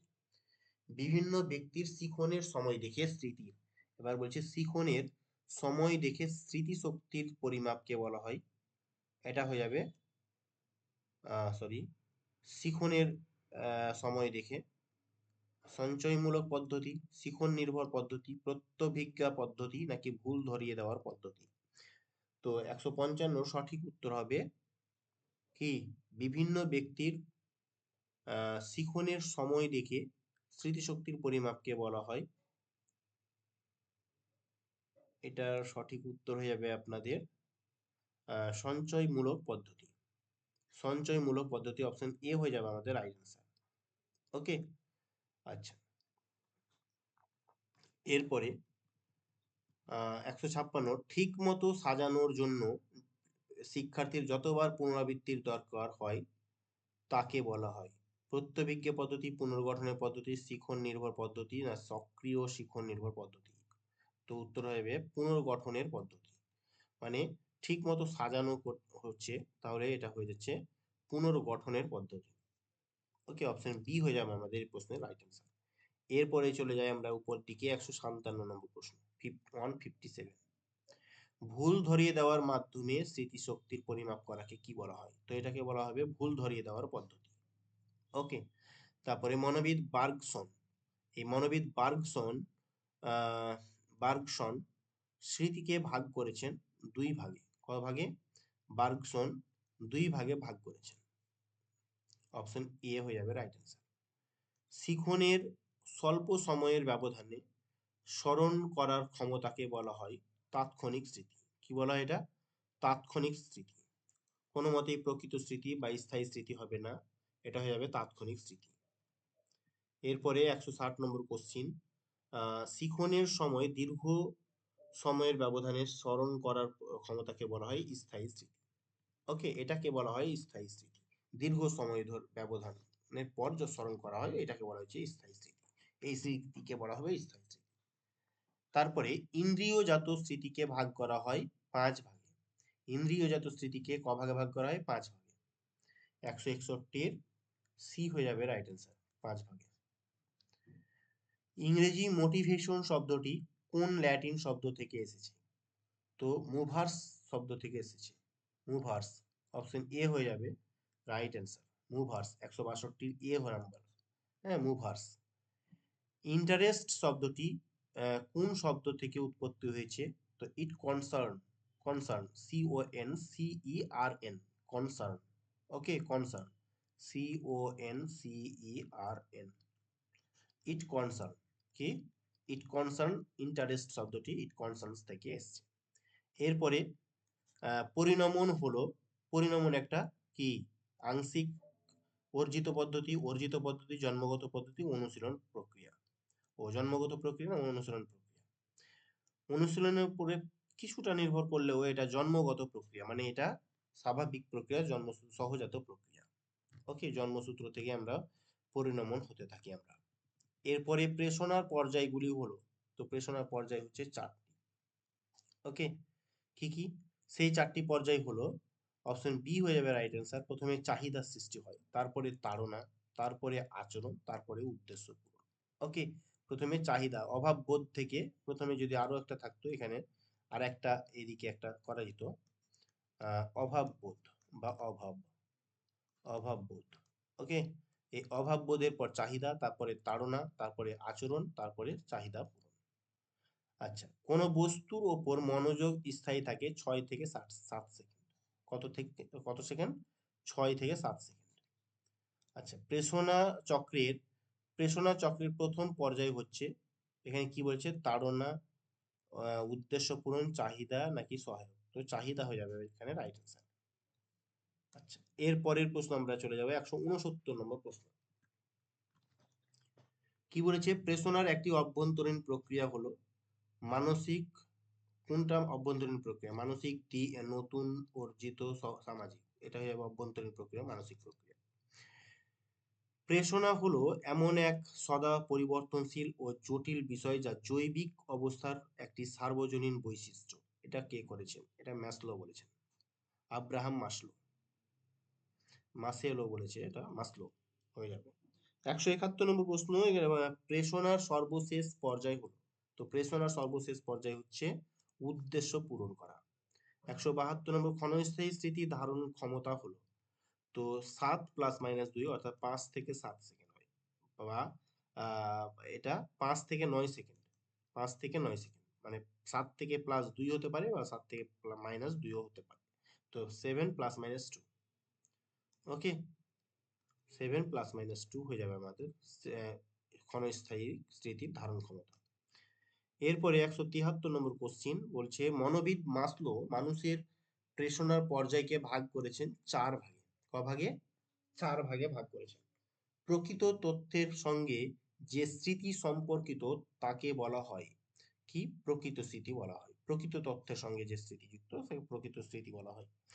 তারপরে 175 number question, forgetting is an essential condition of memory. Okay, খুব সুন্দর কথা। Forgetting is an essential condition of memory, উক্তিটি কে করেছেন? রিবোট। কে করেছেন? রিবোট বা রিবো। আচ্ছা, সরি। 176 নম্বর কোশ্চিন, যে প্রক্রিয়ার দ্বারা ব্যক্তি স্মরণ রাখার বস্তুকে মনের অন্তর্ভুক্ত করে রাখে তাকে বলা হয় ধারণ ক্ষমতা বা সংরক্ষণ। ধারণ বা সংরক্ষণ। কি বলা হয়? ধারণ বা সংরক্ষণ। তাহলে কি বলছে? যে প্রক্রিয়ার দ্বারা ব্যক্তি স্মরণ রাখার বস্তুকে মনের অন্তর্ভুক্ত করে তাকে বলা হয় ধারণ।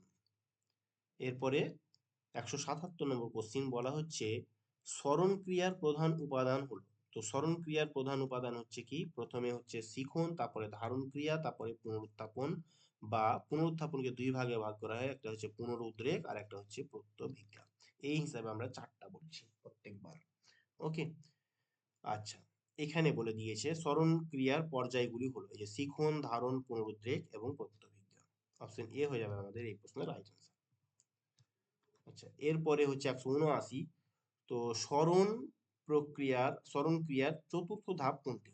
শিখন, সহযোগিতা, পুনরুদ্রেক, প্রত্যভিজ্ঞা। এগুলো তো নয়, হয়ে যাবে পুনরুদ্রেক এবং প্রত্যভিজ্ঞা। তার মধ্যে হয়ে যাবে প্রত্যভিজ্ঞা, হয়ে যাবে আমাদের রাইট অ্যান্সার।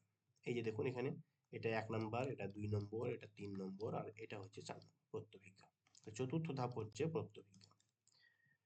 এরপরে 180 নম্বর কোশ্চিনে চলে যাবো আমরা, প্রায় শেষের দিকে। 212টি কোশ্চিন রয়েছে, আমরা এরপরে 180 নম্বর কোশ্চিন দেখছি। কি বলছে এখানে? স্মরণ ক্রিয়ার প্রথম ধাপ পর্যায় কোনটি? তো শিখন। ওকে, খুব ইম্পর্টেন্ট প্রশ্ন, এই প্রশ্নটা বারবার রিপিট হয় কোশ্চিন পরীক্ষায়, ভেরি ভেরি ইম্পর্টেন্ট। স্মরণ ক্রিয়ার প্রথম পর্যায় কোনটি? তো মনে রাখবেন শিখন। এরপরে বলছে উদ্দেশ্যমুখী আচরণ সম্পাদনের প্রবণতাকে কি বলা হয়? উদ্দেশ্যমুখী আচরণ সম্পাদনের প্রবণতাকে বলা হচ্ছে প্রেষণা। ওকে, তারপরে খুব ইম্পর্টেন্ট প্রশ্ন, প্রেষণা হয়ে যাবে এর প্রশ্ন রাইট অ্যান্সার। এরপরে ব্যক্তির জৈবিক চাহিদাগুলি থেকে যে প্রেষণার সৃষ্টি হয় তাকে বলে জৈবিক চাহিদা বলা হয়। তাহলে জৈবিক চাহিদা থেকে যা হচ্ছে শারীরবৃত্তীয় প্রেষণা। প্রেষণার নির্ধারক নয় কোনটি? অনুরাগ, ভয়, মনোযোগ নাকি শিখন? শিখন প্রেষণার নির্ধারক নয়। ওকে, সরি, অপশন হয়ে যাবে ভয়, হয়ে যাবে সঠিক উত্তর। ভয় প্রেষণার নির্ধারক নয়, ভয় থেকে কোনো সময় প্রেষণার সৃষ্টি হতে পারে না। ওকে, ভালো করে মনে রাখবেন, খুব ইম্পর্টেন্ট প্রশ্ন। প্রেষণার নির্ধারক নয়, প্রেষণার নির্ধারক নয় ভয়। মাসলোর মত অনুযায়ী মানুষের অভাববোধের প্রথম পর্যায় হলো, অভাববোধের প্রথম পর্যায় হচ্ছে এটা কি? জৈবিক অভাববোধ, এটা তো নয়। সামাজিক অভাববোধ, এটাও না। নিরাপত্তার অভাব না। শারীরবৃত্তীয় অভাব, হ্যাঁ শারীরবৃত্তীয় অভাব হচ্ছে, এটা হচ্ছে মানুষের অভাববোধ। তো ফিজিক্যাল নিডস, যে যে মাসলো যে 5টি নিডস এর কথা বলেছেন, তার মধ্যে এই যে ফিজিক্যাল বা শারীরবৃত্তীয় নিডস এর কথা প্রথম বলেছেন, এটাই হচ্ছে অভাববোধ। এখান থেকেই শুরু হয়। প্রেষণার উদ্ভব হয় দুঃখ থেকে, অভ্যাস থেকে, অনুরাগ থেকে, অভাববোধ থেকে। এই যে কথাটা এসছে এখানে, অপশন বি হয়ে যাবে রাইট অ্যান্সার, অভাববোধ থেকে। ওকে, এরপরে 186 নম্বর কোশ্চিন। মনোবিদ রস মনোযোগকে 2টি ভাগে ভাগ করেছেন। পুনরুদ্রেক বলা হয়, পুনরুদ্রেক কথার মানে হচ্ছে মনে করা। এই যে চেনা, এটা হচ্ছে প্রত্যভিজ্ঞা। ওকে, এগুলো অপশন ভুল ভুল দেওয়া আছে। তারপরে 188 নম্বর কোশ্চিন, এখানে বলছে জৈবিক প্রেষণার উদাহরণ হচ্ছে, জৈবিক প্রেষণা ভালোবাসা, আত্মবিশ্বাস, ক্ষুধা নাকি আত্মসম্মান? তো ক্ষুধা হয়ে যাচ্ছে আমাদের জৈবিক প্রেষণা। জৈবিক প্রেষণা বা এটাকে বলা হচ্ছে ফিজিওলজিক্যাল নিডস। তো ফিজিওলজিক্যাল এর মধ্যে হয়ে যাবে আত্মসম্মান, সরি ক্ষুধা। জৈবিক প্রেষণা হচ্ছে জন্মগত। এটা কি? জৈবিক প্রেষণা হচ্ছে জন্মগত। তাহলে মনে রাখবেন এটা জন্মগত। এই যে ধরুন একটা উদাহরণ হচ্ছে ক্ষুধা। ক্ষুধাটা আমরা কি এসে শিখেছি? না, আমরা জন্ম থেকেই কিন্তু খাওয়ার চাহিদাটা নিয়ে এসেছি। ওকে, বা যৌন তা, হ্যাঁ, এইগুলো যৌন চাহিদা, এগুলো আমাদের জৈবিক চাহিদা, এগুলো জন্মগত। একটি সামাজিক প্রেষণা হচ্ছে আত্মবিশ্বাস নাকি আত্মসচেতনতা নাকি তৃষ্ণা নাকি ভালোবাসা? তো এই ভালোবাসা হয়ে যাচ্ছে একটা সামাজিক চাহিদা বা সামাজিক প্রেষণা। ব্যক্তিগত প্রেষণা হচ্ছে এটা কি? আত্মবিশ্বাস, আত্মসচেতনতা, চাহিদা নাকি তৃষ্ণা? ব্যক্তিগত প্রেষণা হচ্ছে চাহিদা, কি? চাহিদা।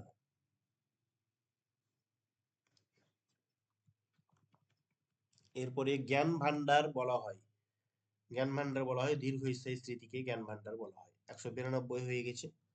নেক্সট প্রশ্ন, 193 নম্বর প্রশ্ন। এখানে বলা হচ্ছে মানুষের জৈবিক চাহিদাগুলি যে প্রেষণার সৃষ্টি করে তাকে বলা হচ্ছে শারীরবৃত্তীয় চাহিদা বা প্রেষণা। শিখনলব্ধ অভিজ্ঞতাকে চিনে নেওয়ার প্রক্রিয়াকে বলা হচ্ছে পুনরুদ্রেক। চিনে নেওয়ার প্রক্রিয়াটাকে বলা হচ্ছে প্রত্যভিজ্ঞা। মনে করাটাকে পুনরুদ্রেক বলা হয়, এটা হয়ে যাবে প্রত্যভিজ্ঞা।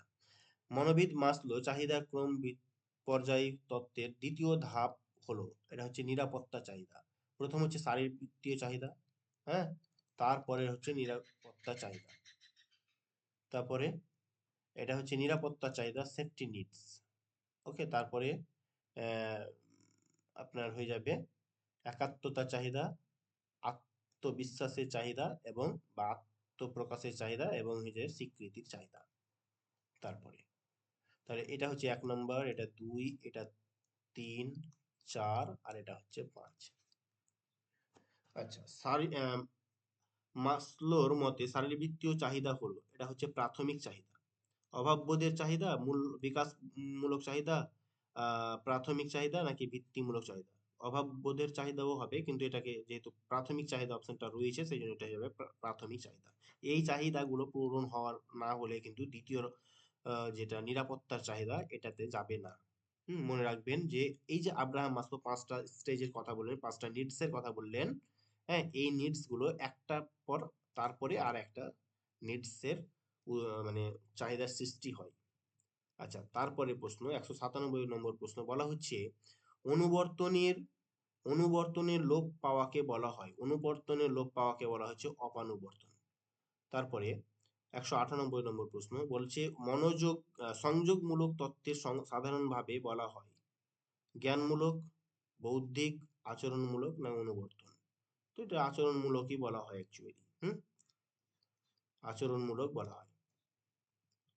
আচ্ছা, এরপরে হচ্ছে শিখনের একটি গুরুত্বপূর্ণ বৈশিষ্ট্য আত্তীকরণ, অনুবর্তন, সহযোগিতা, অভিযোজন। অবশ্যই অভিযোজন, অভিযোজন হচ্ছে শিখন। ওকে, তারপরে পূর্ব প্রস্তুতির প্রয়োজন হয় না শিখনে, আত্তীকরণে, বুদ্ধিতে নাকি পরিণামনে? পরিণামনে শিখনের পূর্ব প্রস্তুতির প্রয়োজন হয় না, আপনাকে প্রস্তুত থাকতে হয় না, এমনি এমনি এটা হয়ে যায়। এরপরে আহ, বলছে process of maturation. Process of maturation হলো একটা দৈহিক এবং বৌদ্ধিক পরিবর্তন।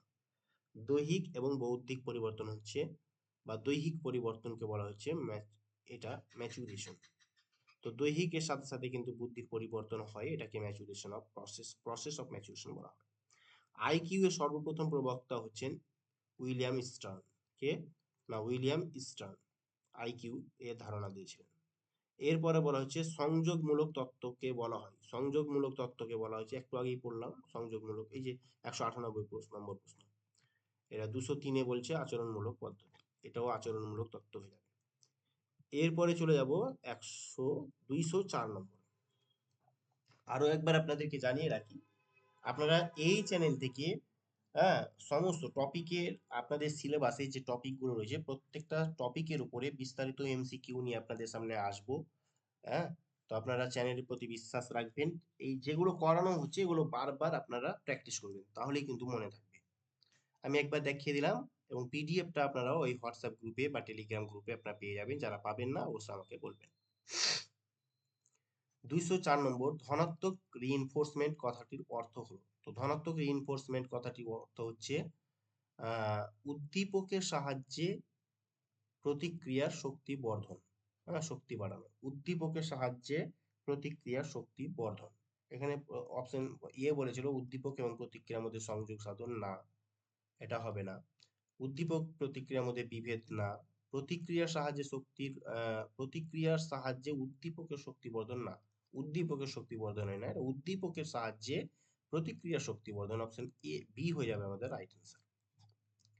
তারপর 205, রিইনফোর্সমেন্টের ভিত্তিতে শিখনের তত্ত্ব হলো দুই প্রকার। রিইনফোর্সমেন্টের ভিত্তিতে শিখনের তত্ত্ব কয়টি রয়েছে? দুইটি রয়েছে, দুই প্রকার। একটা আচ্ছা, 206 নম্বর প্রশ্ন হচ্ছে নাচ, গান, ছবি আঁকা এগুলোকে বলা হচ্ছে দীর্ঘস্থায়ী আগ্রহ, ক্ষণস্থায়ী আগ্রহ, অর্জিত আগ্রহ নাকি জন্মগত আগ্রহ? তো নাচ, গান, ছবি আঁকা এগুলো আমরা অর্জন করি, এগুলোর প্রতি আমাদের আগ্রহ অর্জিত আগ্রহ। এলটিএম এর পুরো নাম কি? একটু আগেই বলেছিলাম আলোচনা করতে গিয়ে, long term memory. Option D হয়ে যাবে আমাদের রাইট অ্যান্সার। তারপরে 208, থার্স্টনের থার্স্টনের তত্ত্বের পরিবর্তন করেছে কে? থার্স্টনের তত্ত্বের পরিবর্তন করেছে গিলফোর্ড। কে? না, গিলফোর্ড। এটা একটু আলাদা টাইপের কোশ্চিন, এখানে দিয়ে দিয়েছে, বুদ্ধির উপরে দিয়ে দিয়েছে। এরপরে বলা হচ্ছে ইট ইজ অ্যালার্নিং অ্যালার্মিং হ্যাঁ, it is alarming to contemplate what an extensive use of answer sheets could could do to the intellectual character of a nation। উক্তিটি করেছেন কি? না, এটা ইন্টেলেকচুয়াল, হ্যাঁ, intellectual character of a nation. তো এই উক্তিটি করেছেন গিলফোর্ড। কে করেছেন? না, গিলফোর্ড করেছেন। তারপরে আইকিউ, হ্যাঁ, বা বুদ্ধাঙ্ক। আইকিউ এর বাংলা মানে হচ্ছে বুদ্ধাঙ্ক। এই নির্ণয়ের ফর্মুলাটি কি? তো এটা হয়ে যাবে অপশন বি, মানসিক বয়স বাই সাধারণ বয়স। মানসিক বয়সকে বলা হচ্ছে মেন্টাল এজ, এবং সাধারণ বয়সকে বলা হয় বা শারীরিক বয়স বলা হয় এটাকে। এটাকে বলা হচ্ছে সাধারণ বয়স বা ক্রোনোলজিক্যাল এজ ইন্টু 100। কি লিখবেন তাহলে? M A by C A into 100। Okay, আচ্ছা। এরপরে আমরা 211 নম্বর কোশ্চিন দেখব। এখানে বলছে স্কিনার, বিএফ স্কিনার কোন বিশ্ববিদ্যালয়ের ছাত্র ছিলেন? তো মনে রাখবেন এটা হার্ভার্ড বিশ্ববিদ্যালয়, তিনি হার্ভার্ড বিশ্ববিদ্যালয়ের ছাত্র ছিলেন। তারপরে জেবি ওয়াটসন যে তত্ত্বের বিরোধিতা করেন তা হচ্ছে মিতির তত্ত্ব। অনুমিতির তত্ত্ব, হ্যাঁ, মানে অনুমানের উপরে ভিত্তি করে যে তত্ত্ব দেওয়ার কথা, এটা কিন্তু তিনি করেননি, এর বিরোধিতা করেছিলেন। হ্যাঁ, অপশন এ হয়ে যাবে এর প্রশ্নের রাইট অ্যান্সার। তো আপনাদের সাথে আমি আলোচনা করলাম লার্নিং অর্থাৎ শিখন চ্যাপ্টারের উপরে। শিখন চ্যাপ্টারের উপরে এর নেচার, মানে শিখনের উপরে যতগুলো রয়েছে, আপনাদের যারা এডুকেশন সাবজেক্টের এক্সাম দেবেন, তারা এসএসসি এডুকেশন সাবজেক্টে যারা এক্সাম দেবেন, হ্যাঁ, তাদের এটা ইউনিট 2, এটা সাইকোলজিক্যাল ফাউন্ডেশন, হ্যাঁ, of education. Psychological psychological foundation of education, এটা ইউনিট 2 থেকে নেওয়া হয়েছে, এবং এর ইউনিট 2 কে আমরা দুই ভাগে ভাগ করি। ক ভাগে? গ্রুপ এ আর একটা হচ্ছে গ্রুপ বি। আপনাদের এডুকেশন সাবজেক্টে টোটালে 10টা ইউনিট রয়েছে। কটা ইউনিট রয়েছে? 10টা ইউনিট রয়েছে। প্রত্যেকটা ইউনিটকে গ্রুপ এ এবং গ্রুপ বি তে ভাগ করা হয়েছে। আজকে যে লার্নিং টপিকটা নিয়ে আলোচনা করা হলো, এটা হচ্ছে 2 নম্বর ইউনিটের গ্রুপ বি থেকে। এই টপিকটি সিডিপির তে রয়েছে। হ্যাঁ, সিডিপি তে আপনাদের সিলেবাসের সিডিপির ডাব্লিউবি প্রাইমারি টেটের যে সিডিপির সিলেবাস, সেখানে সিডিপির সিলেবাসকে 3টা পার্টে ভাগ করা হয়েছে। পার্ট সি এর প্রথম যে পয়েন্টটা দেখবেন, সেই পয়েন্টটাতে লেখা আছে লার্নিং বলে। ওকে, এই পুরো চ্যাপ্টারটা আপনারা দেখে রাখবেন, ভালো করে কভার করবেন। হ্যাঁ, তার এইভাবে যদি আমরা বারবার প্রত্যেকটা চ্যাপ্টার ধরে ধরে প্র্যাকটিস করি, তাহলে অবশ্যই আমাদের কোনো জায়গায় ঘাটতি থাকার কথা নয়। তো প্রত্যেকে ভালো থাকবেন, সুস্থ থাকবেন, রেগুলার স্টাডি করবেন, সেলফ স্টাডি করবেন, তাহলেই হবে। ওকে, থ্যাংক ইউ, ধন্যবাদ।